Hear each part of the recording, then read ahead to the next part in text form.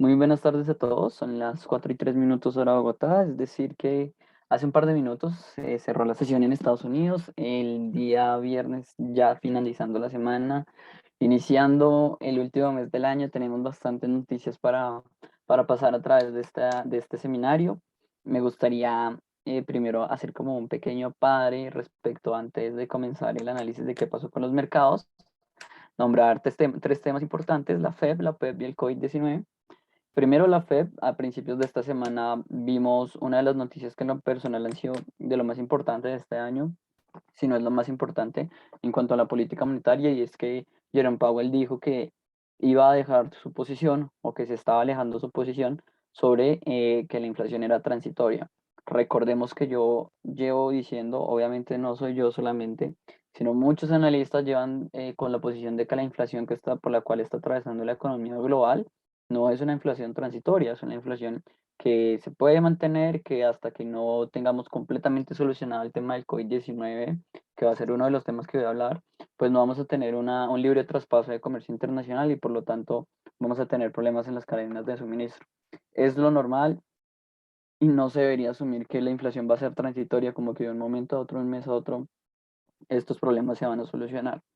Entonces, dado eso, bueno, el discurso de transitoriedad pues está cambiando y adicionalmente y aún más importante es que él está muy fuertemente inclinado por acelerar la política monetaria contractiva, es decir, ya comenzó el tema el tapering, ya comenzó, se espera que acabe a mediados del otro año, pero probablemente, y si la inflación continúa como lo sigue haciendo, y probablemente se aumente más en diciembre, que es el mes de mayor consumo, pues es muy probable observar unas políticas monetarias más aceleradas y como él lo mencionaba, la posibilidad de que el tapering se acelere y eso pone todas las perspectivas a que vayamos a ver unas políticas monetarias de subidas de tasas de interés, inclusive en 3 ocasiones para el siguiente año. Entonces, la posición cambió radicalmente. ¿Por qué? Porque llevamos prácticamente 11 meses en que Jerome Powell decía que la inflación es transitoria, no hay que tener peligro, la inflación es transitoria, no hay que tener peligro.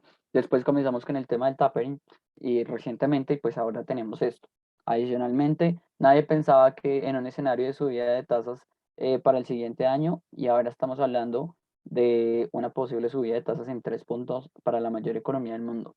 Entonces, ¿qué pasa con eso? Bueno, los mercados comienzan a entender que la liquidez en Estados Unidos se va a ir limitando cada vez más y por liquidez hablamos de dólares, lo que significa y se traduce en un movimiento alcista para el dólar que inclusive me puedo anticipar ligeramente, lo podemos ver en los mercados esta semana.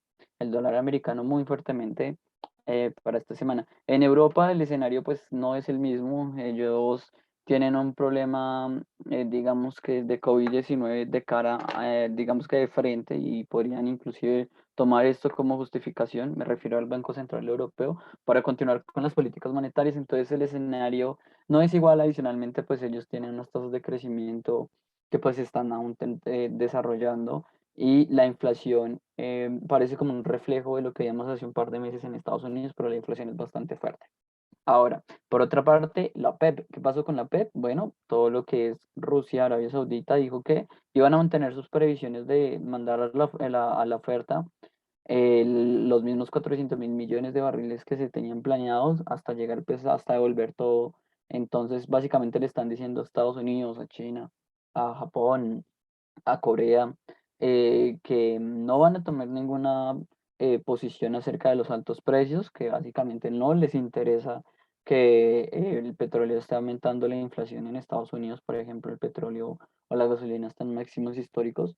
Y básicamente con eso le están diciendo, yo no voy a hacer nada, básicamente a mí me sirve vender petróleo a altos precios y los voy a mantener así mientras que se pueda. Sin embargo, pues por otra parte, como vamos a ver en un momento, pues los precios del petróleo están particularmente golpeados por el tema del COVID-19, que básicamente recuerda un poco lo que estaba pasando en 2019, que era absoluta incertidumbre. Ahorita vamos a hablar sobre ese tema. Y pues en general, los precios del petróleo, a pesar de que hayan tenido una bajada importante desde los $80 hasta los 70, inclusive por debajo de ese nivel, cercano a los 67 de hecho. A pesar de eso, pues los precios se encuentran altos y eso es una realidad.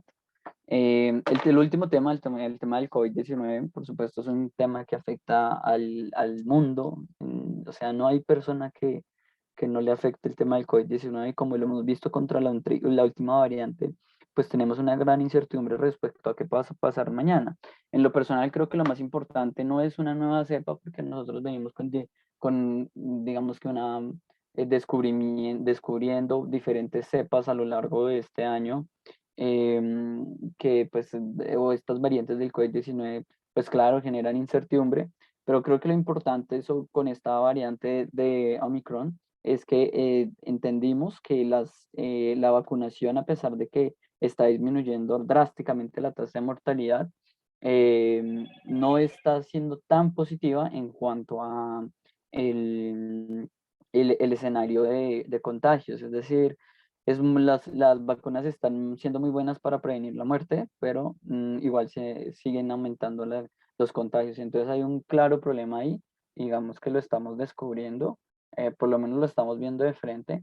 Y con esta nueva cepa se abrió, tenemos que se desbloqueó un nuevo miedo y es que no sabemos, y de hecho el laboratorio de Moderna ya lo mencionó, que muy probablemente esta nueva cepa, aunque es mucho más contagiosa, pero menos peligrosa, no va a ser efectiva o va a ser menos efectiva aún con las vacunas, que por lo menos Moderna ya lo hizo así. Entonces, hay un escenario bastante de temor en los mercados, pero se ha ido mermando respecto a que también el mercado va como tolerando esa noticia. Es lo que tenemos en este momento, la renta variable, por ejemplo, en el continente americano. En cuanto a Estados Unidos, nos situamos en un movimiento claramente negativo, el que más pierde es el Russell 2000, y pues tiene todo el sentido del mundo porque básicamente la Fed le dijo al mercado, le voy a quitar toda la liquidez, o bueno, no toda la liquidez, sino le voy a quitar mucha liquidez, y eso va a ser antes de lo planeado, antes de lo que estábamos esperando, y pues el mercado básicamente está en un movimiento correctivo. Sin embargo, eso fue bastante positivo para, por ejemplo, el indicador brasileño o el mexicano, la renta variable en estos dos países se movió bastante positivo. En el continente asiático tenemos un movimiento que continúa siendo correctivo, sobre todo yo mencionaría más por el tema del COVID-19, y vimos movimientos bastante fuertes. En lo particular, por ejemplo, el que menos cayó fue el Hong Kong Composite, que cayó casi en 1,50. El que más cayó fue el vietnamita, perdón, de 2,87. Igual tuvimos movimientos positivos para el australiano y para el coreano, o para el Cosplay 200. En Europa en general nos movimos en un escenario positivo, definitivamente ya estamos, o el mercado ya está tolerando un poco más el tema de la variante. em, y pues en general toleró buenos niveles, cerró con unos movimientos ligeramente positivos, no son movimientos espectaculares, solamente vemos movimientos espectaculares, por ejemplo, con el ruso, el austriaco, perdón, y tal vez el UCA 100. De ahí para adelante no vería muchas variaciones interesantes, pero igual es un escenario positivo. En el tema de materias primas hubo bastantes movimientos correctivos en la agricultura. El algodón y el trigo lo corrigieron bastante fuerte, en menor medida el maíz y el azúcar. Y tuvimos, bueno, y creo que el que más resalta esta semana en la agricultura es el cacao. En el continente energético, como les mencionaba, a pesar de que tuvimos una semana que cierra con unos puntos positivos, pues el petróleo sigue con esa perspectiva bajista, cuando hace par de semanas estábamos esperando que barriera la cota de los 85 y estábamos muy cercanos a esos niveles, y pues ahí ya lo tenemos muy bajo. Entonces, extrema volatilidad en los mercados, y no solo en el mercado de renta variable, como por acá se den cuenta. Adicionalmente, metales industriales, pues en un movimiento mixto, aluminio muy buenas variaciones, mientras que el zinc, el níquel, el copper, el cobre no tuvieron comportamientos especiales esta semana. En metales preciosos, el que menos corrigió fue el oro, la plata corrigió bastante fuerte y el paladio se apreció en 3,21. Si nos vamos al escenario de criptomonedas, en general fue un movimiento bastante positivo, a pesar de que aquí es uno de los escenarios, y si no es el escenario más volátil. Tengo que mencionar pues que hay movimientos positivos en general. Por ejemplo, Bitcoin, a pesar de que perdimos hace un par de semanas, hace un par de sesiones, la cuota de los 60.000, se ha mantenido por encima de los 55.000. Hay buenas noticias para Ethereum, que se ha apreciado a pesar de los movimientos correctivos, recupera rápidamente, pues termina la semana en un movimiento bastante positivo. En cuanto a las divisas, como les mencionaba, el dólar lo hizo muy bien. También el euro lo hizo pues bien, no particularmente excelente, pero lo hizo bien. La libra esterlina continuó con su movimiento correctivo. El franco suizo lo hace muy bien junto con el dólar canadiense, sobre todo explicado por ese repunte en los precios del petróleo, sobre todo como posición defensiva. Y el resto de divisas lo hicieron en general bastante negativo. El neozelandés, el australiano, el yen japonés, inclusive divisas emergentes lo hicieron pues bastante mal. En general, una semana muy volcada hacia el dólar americano como moneda refugio o más como apreciándolo, pues esperando expectativas de políticas contractivas cada vez más cercanas. En cuanto a la inflación en Europa, por ejemplo, el escenario es claramente alcista. Alemania está resolviendo pues, cuotas que nos tenemos que ir hasta 1990 y que en lo personal creo que ya habla de una posición bastante negativa porque cada vez nos acercamos a esos escenarios hiperinflacionarios o pues el escenario más cercano de hiperinflación que vamos a tener que hemos tenido en este siglo para Alemania y que recuerda un poco ese movimiento de hiperinflación de Alemania, que pues por supuesto es bastante negativo, ¿no? Eh, en España también se reflejan claros movimientos alcistas y el dato que teníamos el día lunes se reflejó el día martes con la inflación en Europa en general, que muestra un movimiento claramente alcista que no se puede igualar ni siquiera a la crisis del 2008 y que en teoría debería dar al Banco Central Europeo una mayor presión para que frene sus políticas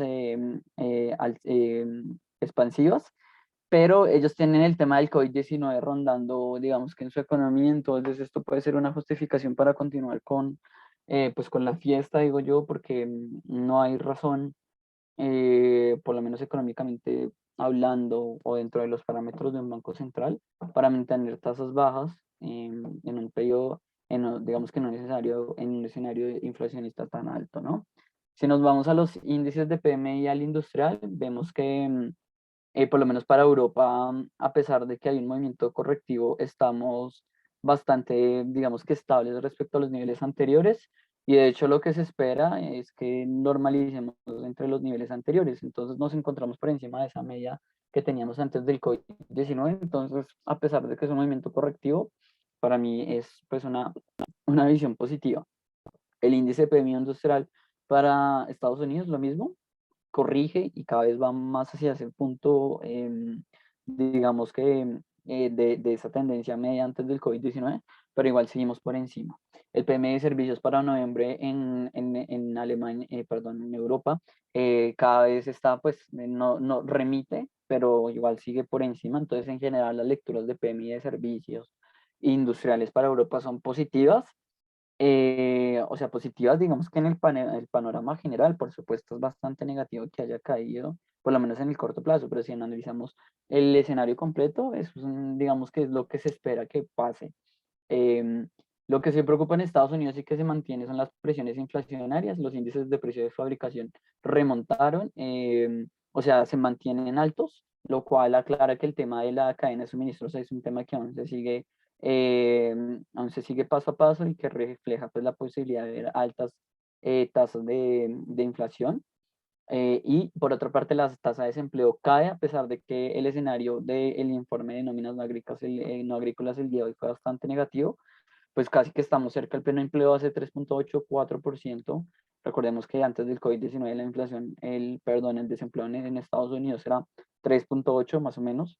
Y pues ese es el pleno empleo al que se quiere llegar, estamos muy cerca y eso le da más presión al Banco Central, o bueno, a la FED específicamente, de mantener su escenario expansivo.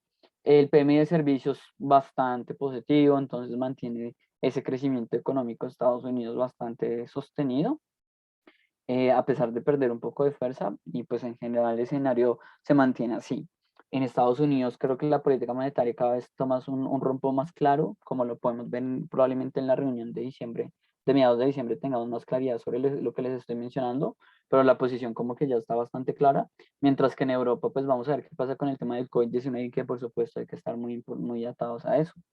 Eso es todo por esta semana, espero que esto le haya les haya servido a todos y no me queda nada más que agradecerles, esperar que le den like y compartan.